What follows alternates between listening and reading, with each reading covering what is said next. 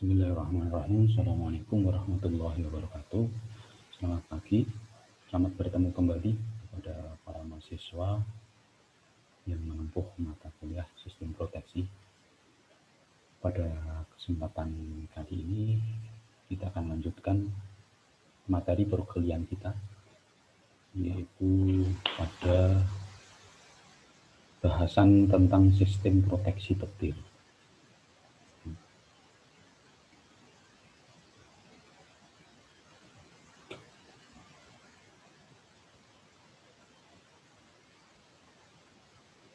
Ya. Jadi kita awali dengan bagaimana fenomena terjadinya petir, ya. Materi ini sekaligus akan menjawab tugas yang kemarin saya berikan, ya, berupa sebuah pertanyaan yang harus kalian diskusikan itu. Nanti akan terjawab oleh materi ini, ya. Jadi petir ini terjadi karena adanya awan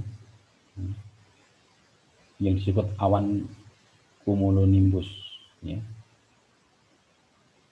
Ada 3 elemen yang ada di awan cumulonimbus ini yang akan menjadikan sebab terjadinya muatan, ya. Yang pertama, elemen udara naik. Yang kedua, kelembapan. Yang ketiga adalah partikel bebas atau aerosol. Maka ketiga elemen ini akan menjadikan timbulnya muatan di awan cumulonimbus yang umumnya adalah muatan negatif terkumpul di bagian bawah, di bagian bawah awan, ya. Dan ini akan menginduksi muatan positif di atas permukaan tanah. Adanya muatan negatif di bawah awan dengan muatan positif di permukaan tanah ini akan membuat terjadinya medan listrik antara awan dengan tanah. Sehingga jika kuat medan listrik udaranya itu terlampaui, maka akan terjadi lompatan. Jika muatannya besar antara awan dengan tanah tadi itu melampaui kuat medan listriknya, maka akan terjadi pelepasan muatan yang berupa petir, yang ini dinyatakan mempunyai bergerak dengan kecepatan cahaya dengan efek merusak yang sangat dahsyat. Panjang kanal petir bisa mencapai rata-rata 5 km. Kilatan petir mengandung muatan listrik 100 juta volt. Jadi bisa kita bayangkan bagaimana dahsyatnya petir ini. Ilustrasi ini mungkin akan bisa lebih membantu, ya, bagaimana proses terjadinya petir. Jadi di awan cumulonimbus tadi, di bagian bawah akan muncul muatan negatif di permukaan tanah, biasanya di tempat-tempat yang tinggi, ya, karena adanya induksi, muatan negatif ini akan mempengaruhi muatan positif, ya, di ujung-ujung yang paling tinggi, yang paling dekat dengan awan ini. Maka bila ini muatan kuat medan listriknya ini tembus kuat medan listrik udara, maka akan terjadi yang dinamakan petir.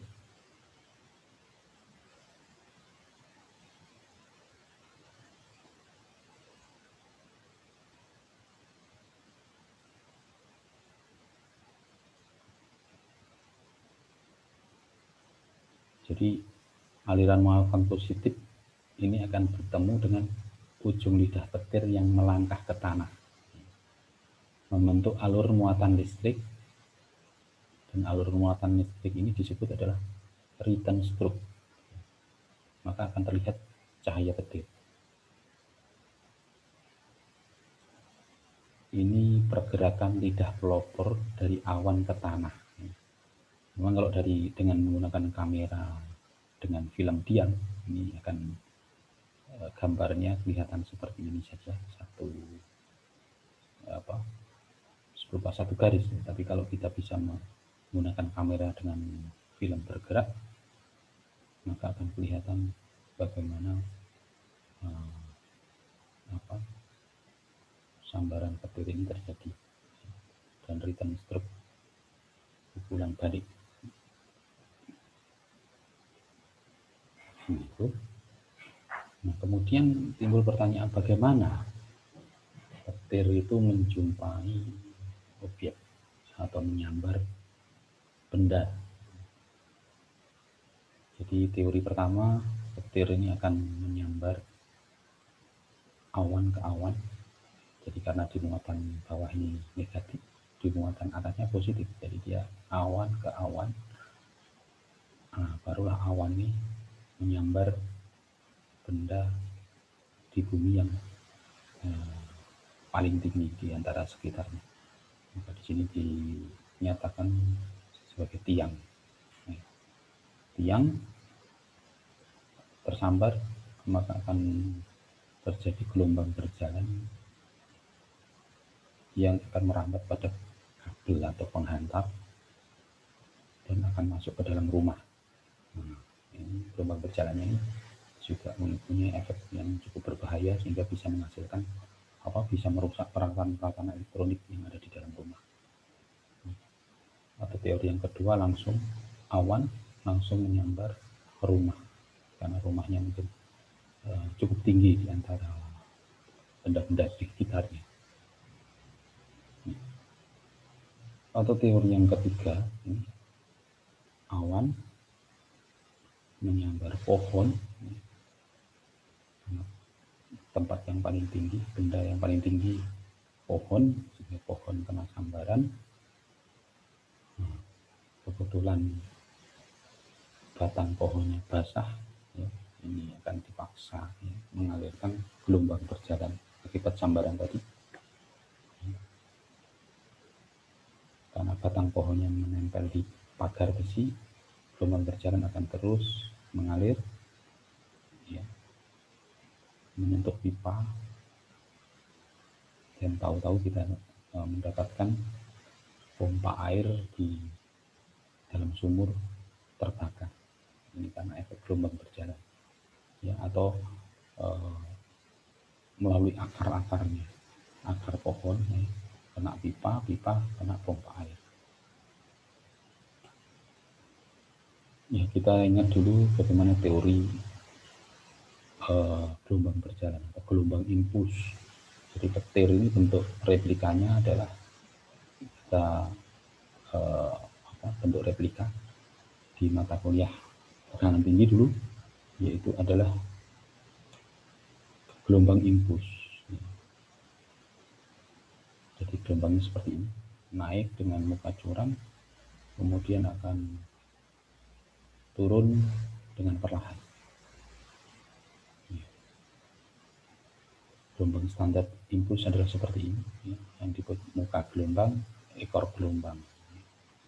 Jadi muka gelombang ini menunjukkan kecepatan naiknya.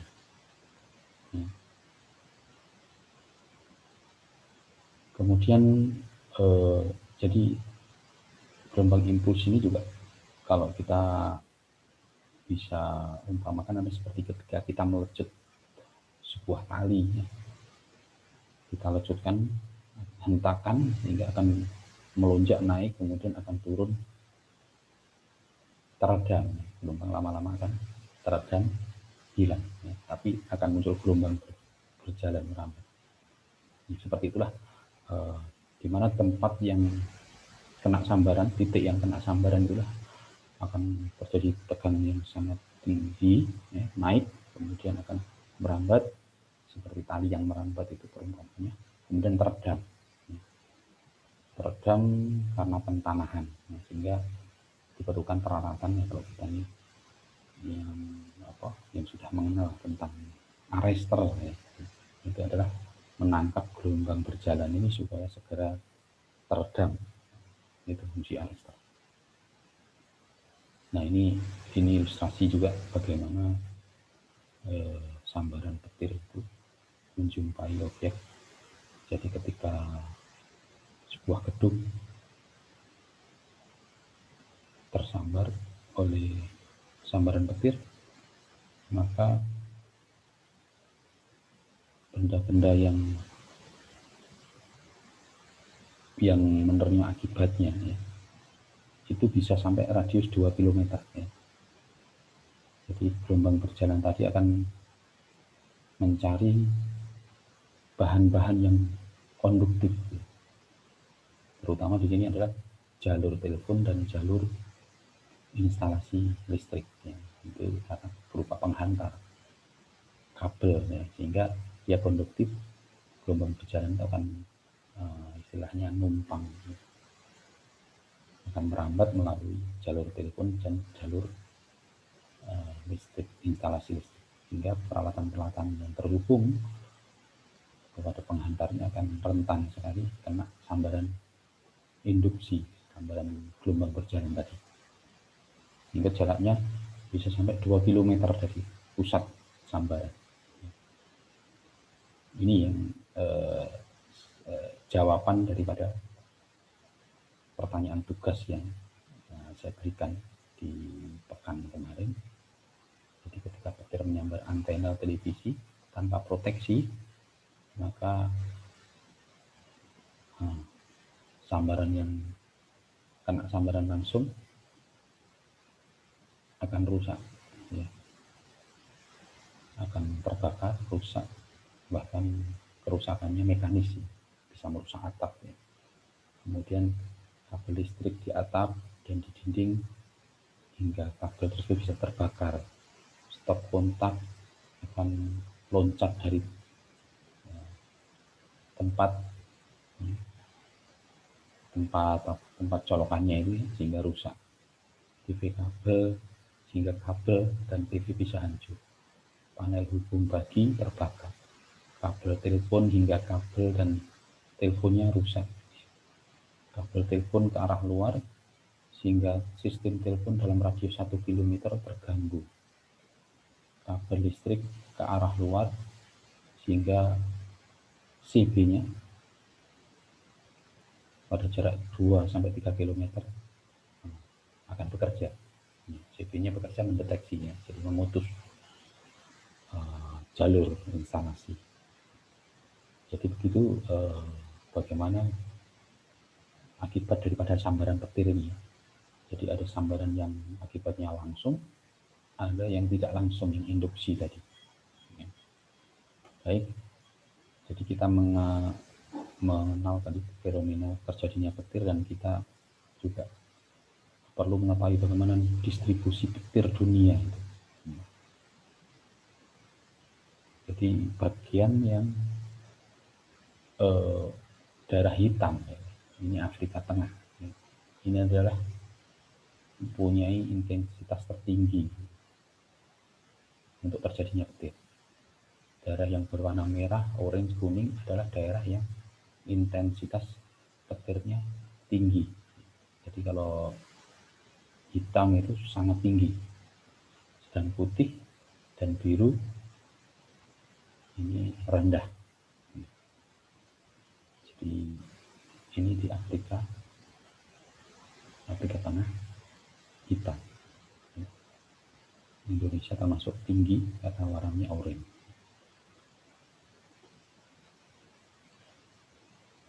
Ini tabel apa yang dinamakan Hari Buruh IKL. Hari Buruh. Jadi Indonesia ini termasuk tinggi tadi 180 sampai 260. Bahkan ada daerah di Cibinong termasuk tercatat di Guinness Book of Record karena jumlahnya ada 322 petir per tahun.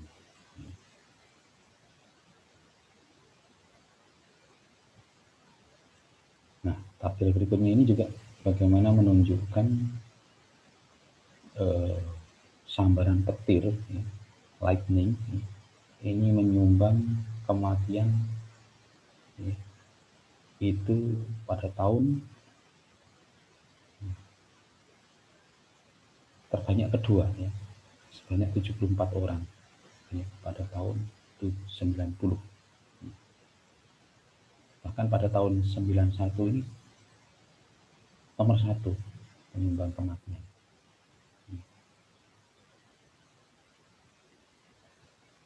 Dibanding air sungai meluap atau banjir bandang. Jadi masih di atas tornado, Pak. Ini tabel yang ya, saya dapatkan di Amerika.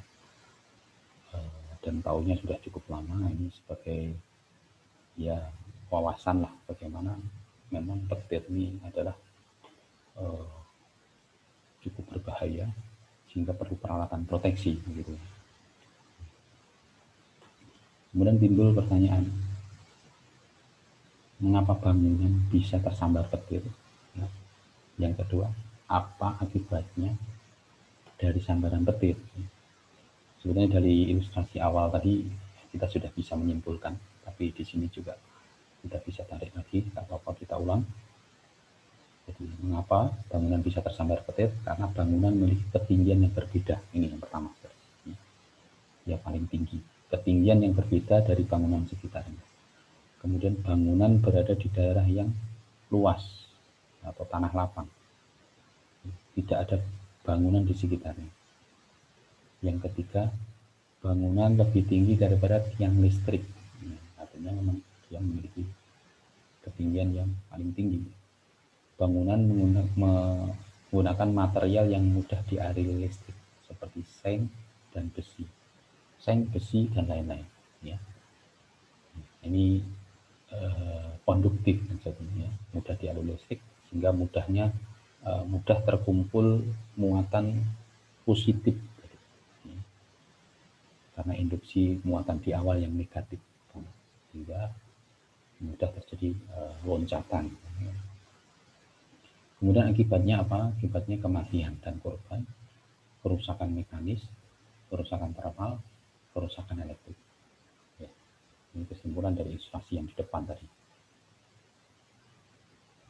Nah, karena pentingnya proteksi dari sambaran petir ini, maka ada dibuat peraturan bangunan mengenai petir, ya, yaitu pada peraturan PU, kemudian SNI, kemudian undang-undang, kemudian peraturan pemerintah. Nah, di sini bisa kita dapatkan adalah peraturan-peraturan bagaimana ketika bangunan itu terhadap proteksinya, ya. Jadi proteksi bangunan, ya, kapan diperlukan dan bagaimana standar keamanannya itu diatur dalam peraturan-peraturan ini. Jadi kerusakan yang diakibatkan tadi adalah kerusakan yang akibat sambaran langsung. Ini mudah diketahui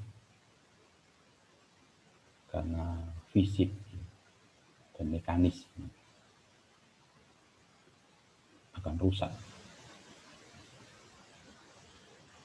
Ini bisa mengakibatkan kebakaran, ya. Kontrol AC komputer, alat-alat mengejar bisa rusak, ya, mengalami kerusakan. Sambaran yang kedua adalah sambaran tidak langsung, induksi tadi. Ini melalui hantaran listrik atau kabel PLN, kemudian jalur telekomunikasi, pipa-pipa PDAM, peralatan besi, ya, yang bisa menjangkau sampai 1 km. Ya. Jadi gelombang berjalan, dia akan mencari bahan-bahan yang konduktif, ya, sehingga tanpa disadari akan tiba-tiba peralatan komputer, TV, radio ini terbakar. Jadi peralatan-peralatan yang peka terhadap perubahan tekanan ini rentan, sehingga perlunya peralatan proteksi terhadap sambaran langsung. Jadi proteksinya ada sambaran tidak langsung, ada sambaran langsung. Nanti kita bahas selanjutnya. Nah, ini selanjutnya adalah tentang tingkat perlindungan yang diatur oleh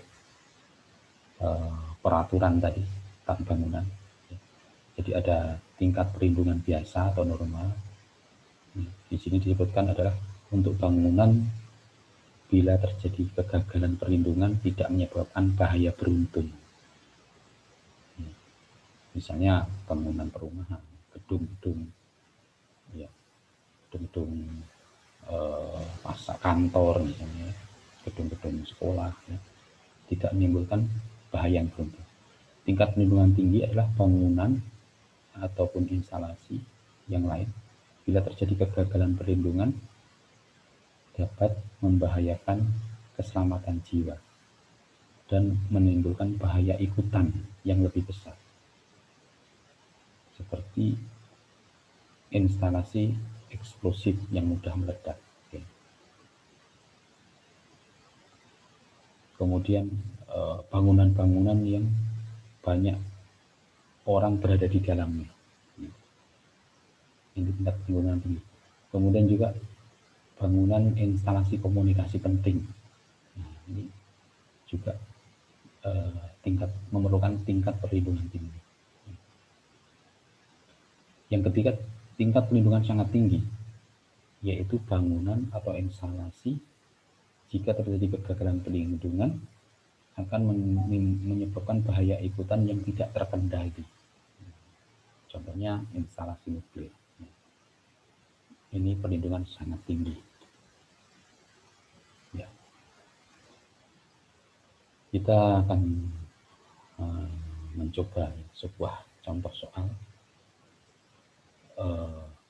untuk menentukan sejauh mana kebutuhan bangunan tersebut akan proteksi petir. Ini diatur berdasarkan standar peraturan umum instalasi penangkal petir. Ya. Jadi ditanyakan ini ada data sebuah soal, yaitu sebuah bangunan pusat perkantoran di kota Jember, panjang bangunan 38,65 meter, lebar bangunan 40,16 meter, tinggi bangunan 13 meter. Spesifikasi terminasi udara finial, ya, dari baja. Nah, ini ditanyakan sejauh mana kebutuhan bangunan akan proteksi petir. Ya. Ini menjawabnya kita kerjakan ya bareng-bareng. Itu dibutuhkannya tabel indeks. Ya. Jadi tabel indeks ini diperlukan untuk menghitung tadi besar kebutuhan bangunan terhadap akan instalasi penangkal petir. Ya. Jadi mulai indeks A, indeks B, indeks C, D, dan E. Kemudian dijumlahkan akan bertemu tingkat kebutuhannya. Ya, yang pertama adalah tabel indeks A. Ini tentang penggunaan dan isi bangunan.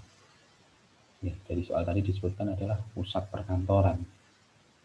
Berarti dia masuk dalam ya, indeks A nomor 3. Ya, nomor 3 ini indeks A nilainya 2. Ya. Gedung pemerintahan kan, ya, nilainya 2. Ya. Kemudian konstruksi bangunan indeks B. Jadi pusat perkantoran ini terbuat dari bangunan dengan konstruksi beton bertulang, rangka besi, atap bukan logam. Ya. Karena perkantoran bukan logam, maka 2. Ya. Jadi nilainya indeks B 2, indeks A 2, indeks B 2. Kemudian tinggi bangunan tadi berapa meter? Yaitu 13 meter, sehingga 3 nilainya C. Kemudian indeks B, situasi bangunan, ini di daerah Jember ya, berarti tanah datar ya, D 0. Kemudian indeks D ini tentang hari guntur per tahun. Untuk lebih spesifik sebenarnya kita bisa dapatkan tentang Jember ini di BMG Jember ya. Hari guntur per tahun punya data sendiri ya, Jember.